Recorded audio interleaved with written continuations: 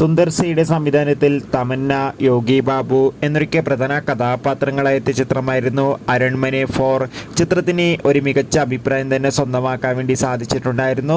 ചിത്രം June 23 Disney plus Hotstar എന്ന OTT പ്ലാറ്റ്ഫോമിലൂടെ OTT release ചെയ്യുമെന്ന് കൺഫേം ആക്കിയിട്ടുണ്ട്. അരൺമനെ 4 എന്ന ചിത്രം തമിഴ്, തെലുങ്ക്, മലയാളം, കന്നഡ തുടങ്ങിയ 4 ഭാഷയിലായിട്ട് OTT റിലീസ് ചെയ്യുക.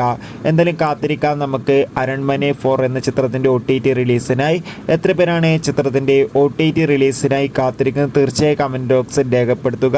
ചിത്രം കണ്ടവരുടെ അഭിപ്രായം കൂടി കമൻറ്റ് ബോക്സിൽ രേഖപ്പെടുത്തൂ. അടുത്തതായി അറിയിക്കാൻ പോകുന്നത് മമ്മൂട്ടി നായകനെത്തിയ ചിത്രമായിരുന്നു ടർബോ. ചിത്രത്തിന് അതിഗംഭീരമായ മികച്ച വിജയം തന്നെ സ്വന്തമാക്കാൻ വേണ്ടി സാധിച്ചിട്ടുണ്ടായിരുന്നു.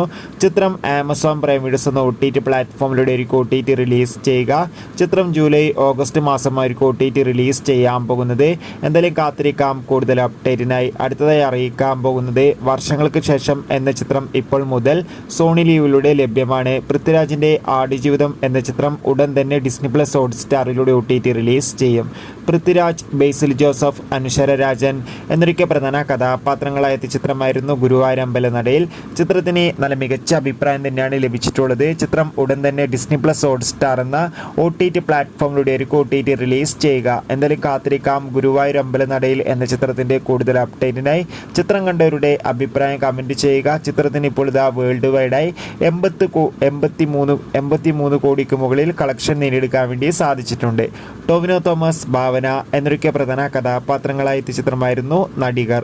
ചിത്രത്തിൽ സൗബിൻ എന്നൊക്കെ പ്രധാന വേഷത്തിലെത്തിയിട്ടുണ്ടായിരുന്നു. ചിത്രം വൻ പരാജയമായിരുന്നു. ചിത്രം ഈ വരുന്ന ജൂൺ മാസം 27 നെറ്റ്ഫ്ലിക്സ് എന്ന OTT പ്ലാറ്റ്ഫോമിലൂടെ OTT റിലീസ് ചെയ്യുക.